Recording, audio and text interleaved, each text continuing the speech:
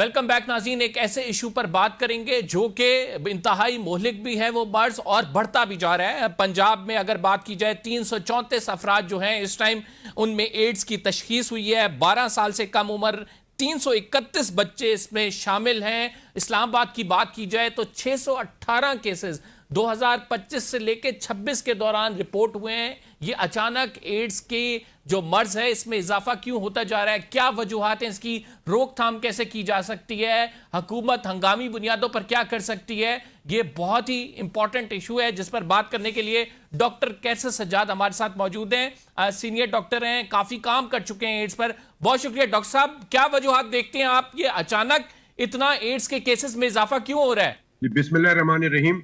اچھا، میں چونکہ ایڈز پہ کام کرتا رہا ہوں تو ہم نے دیکھا ہے، میں یہ کہتا ہوں کہ یہ ایک بہت بڑی پرابلم ہے، اور یہ بارہا پاکستان میڈیکل ایسوسی ایشن یہ کہتی رہی ہے کہ یہ چیزیں بڑھیں گی اگر اس کو کنٹرول نہ کیا گیا۔ اب کنٹرول کرنے کا یہ چیزیں ہیں بہت ساری، اس کی میجر وجوہات پہ اگر آپ غور کریں گے تو پتہ چلے گا کہ جی اس کا روٹ کاز کیا ہے۔ ہمیں ان چیزوں کو روکیں گے تو جا کر یہ بات ختم ہوگی۔ دیکھیں، ہمارے ملک میں کوئکری بہت زیادہ ہے، ہماری عطائیت ہمارے یہاں بہت زیادہ ہے۔ جو آپ جاتے ہیں لوگ کلینکس میں، جو عطائیوں کے پاس، ان کا انسٹرومنٹ، ان کا وہ جو سرنج استعمال کرتے ہیں، یہ بیماری چونکہ لوگوں کو سمجھانے کے لیے کہ یہ بیماری ایک سے دوسرے میں اس صورت میں لگتا ہے جب آپ ایک ایڈز کا مریض، HIV ایڈز کا مریض کا خون جو ہے ایک جگہ سے دوسری جگہ دوسرے کے جسم میں چلا جائے۔ اب وہ جاتا کس طرح سے؟ یہ تو سندھ کے ہاسپٹلز میں رپورٹ ہوا ہے کہ ایک سرنج 3-3 4-4 بندوں کو لگتی رہی ہے۔ جی جو لگے گی نا، یہ اگر آپ ایک چیز کو استعمال کریں گے کہیں پر بھی، چاہے سندھ میں ہو، اسلام آباد میں، کہیں پر بھی جو موڈس اپرینڈی ہے، اگر آپ اس کو دیکھیں، اس کو صحیح نہیں کریں گے تو یہ تو چلتا رہے گا۔ اب دیکھیے، یہ تو ایک میں کوئکری کی بات کر رہا ہوں جہاں پہ ہو سکتا ہے کہ بہت سارے ڈاکٹرز جو ہیں، جو ان کی کلینکس ہیں، وہ بھی ایک ہی سرنج سے بہت سارے لوگوں کو انجیکشنز لگا رہے ہوں گے، تو یہ بیماری ایک سے دوسرے میں ٹرانسفر ہوتی ہے۔ دوسری بات، ہمارے ملک میں کوئی سسٹم نہیں ہے کہ چیک کیا جائے کہ کوئی ڈینٹسٹ جہاں کہیں بیٹھا ہوا ہے جو کوالیفائیڈ نہیں ہے، وہ کون سا انسٹرومنٹ یوز کرتا ہے بغیر اسٹرلائزیشن کے، اور ایک آدمی کی دانت سے ایک نکالتا ہے اور وہی انسٹرومنٹ سے وہ دوسرے کی دانت نکالتا ہے یا اس کا علاج کرتا ہے۔ تو یہ تو ہمیں دیکھنا پڑے گا نا کہ یہ سسٹم ہے کہاں پہ خرابی کا، اور یہی وجہ ہے کہ ہمارے ملک میں اس کی تعداد دن بدن بڑھتی چلی جا رہی ہے۔ پھر سب سے بڑی بات یہ ہے کہ دیکھیں، ہمارے ملک میں 30,000 سے زیادہ اسکیونجرز ہیں۔ یہ جو بچے جو ایک کچرا چنتے ہیں، جہاں پہ کچرا پڑا ہوتا ہے وہاں سے یہ پرک کرتے ہیں، سرنجز اٹھاتے ہیں ان کے ہاتھ میں، ان کی انگلیوں میں وہ پرک ہو جاتا ہے، چپ جاتا ہے، تو وہ ڈیزیز ان کو ٹرانسفر ہو جاتی ہے۔ پھر یہ جو آپ نے دیکھا ہوگا، نشئی جو لوگ ہیں، یہ ایک سرنج سے 5-6 لوگ اسی کو یوز کرتے ہیں، ری یوز آف سرنج، یہ جو بار بار نشے والے لوگ ہیں وہ استعمال کرتے ہیں۔ پھر ہمارے ہاں دیکھیے، جو سب سے بڑا ایشو ہے کہ کان چھدوا لو، ناک چھدوا لو۔ آپ سونار کے پاس جاتے ہیں، ان کا کیا سسٹم ہے؟ ان کا کوئی آٹو کلیو کا سسٹم یا ان کا اسٹرلائزیشن کا سسٹم تو نہیں ہے۔ اب میں آپ کو ایک بات بتاتا ہوں، مثال کے طور پہ میرے ایک جاننے والے ہیں، ان کی بیٹی کو ایڈز ہو گیا۔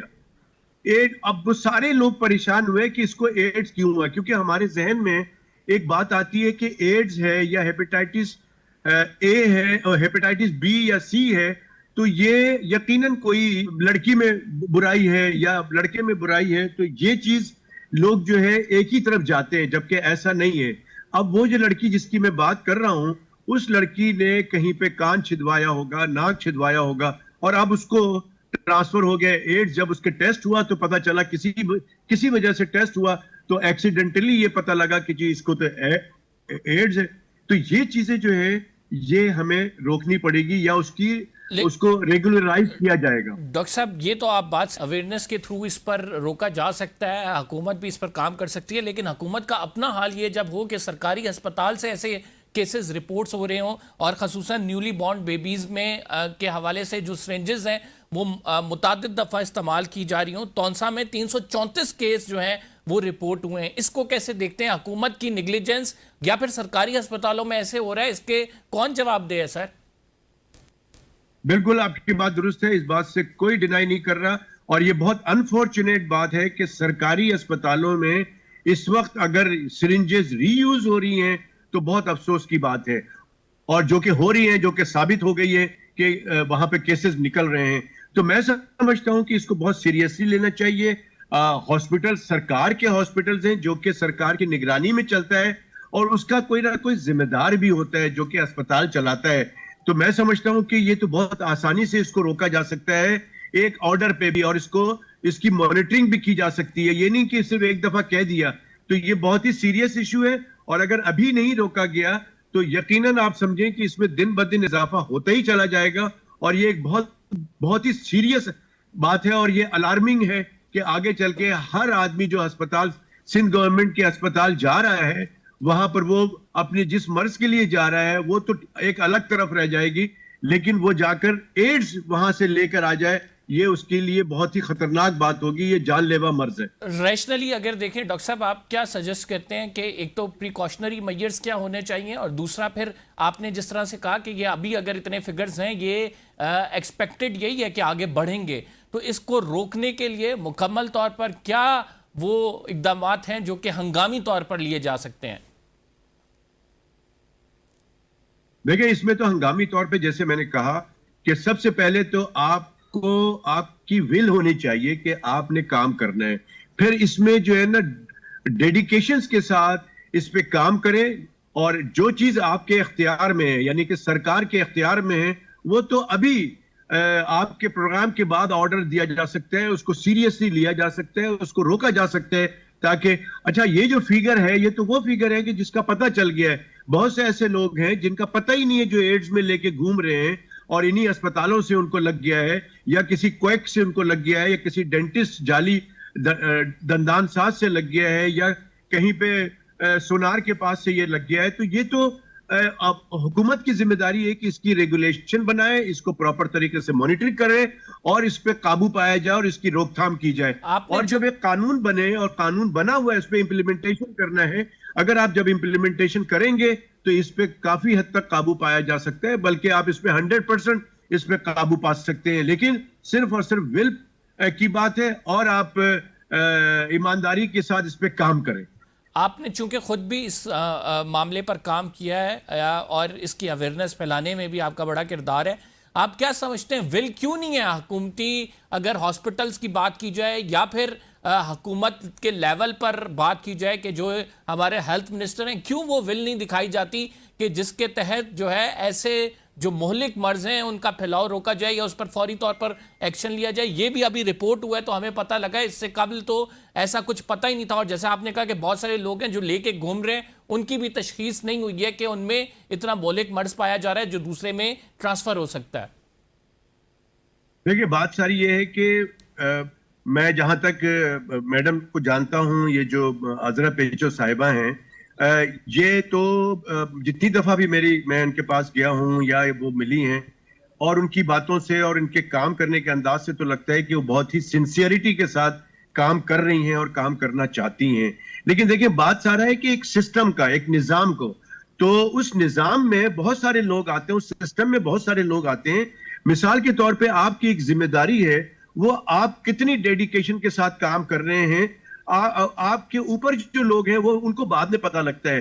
तो मैं समझता हूं कि अजरा पेचो साहिबा को ये बात पता लगी होगी, और ये अगर नहीं लगी है तो आपके प्रोग्राम के थ्रू, और वैसे भी मीडिया में बहुत आया है, तो यकीनन उनको उनके इल्म में ये बात आई होगी।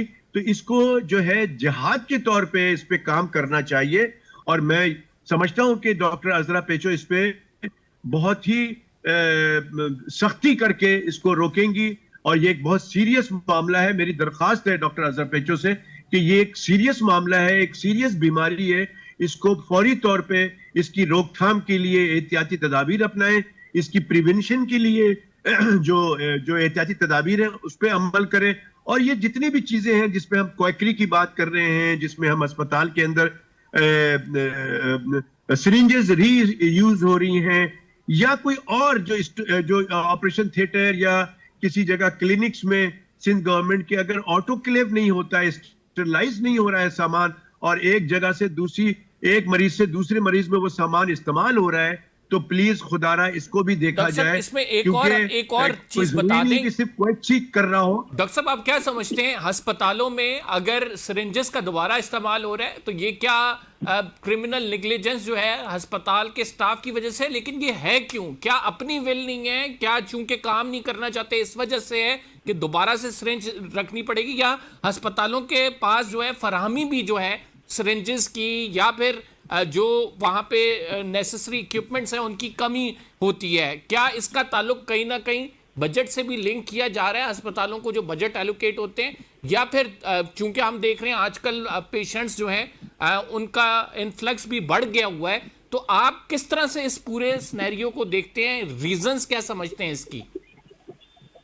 دیکھیں, میں تو سمجھتا ہوں کہ انڈیویجول کا اپنا کردار ہے, وہاں پہ جو اسپتال میں جو لوگ کام کر رہے ہیں ان کی ذمہ داری بھی ہے, اور میں نہیں سمجھتا کہ سندھ گورنمنٹ جو ہے وہ سرنجز نہیں دیتی ہے, بلکہ بہت سی جگہوں پہ تو ایسا ہی ہوتا ہے کہ جب سرنجز نہیں بھی ہوتی ہیں تو پیشنٹ سے منگوا لیا جاتا ہے, تاکہ پیشنٹ بھی جو ہے نا وہ ری ایشور ہو جاتا ہے کہ سرنج میں لے کے آیا ہوں, اور اس سے جو ہے اور شیورٹی ہو جاتی ہے کہ پیشنٹ کی سرنج کو لا کے اس کے سامنے اس کو کھولا گیا اور اسی سے اس کے جاننے والے کو وہ استعمال کرایا گیا. بہت بہت شکریہ ناظرین. ڈاکٹر کیسر سجاد ہمارے ساتھ موجود تھے, اپنی رائے کا اظہار کر رہے تھے. اسلام آباد سمیت پاکستان کے مختلف علاقوں میں ایڈز کے کیسز رپورٹ ہو رہے ہیں, ان کی روک تھام کے لیے حکومت کو ہنگامی بنیادوں پر اقدامات کرنے چاہیے, ورنہ اس کا پھیلاؤ بڑھ جائے گا. یہ ایک انتہائی مہلک اور لا علاج مرض ہے جس کی روک تھام حکومت کی اولین ذمہ داری ہے.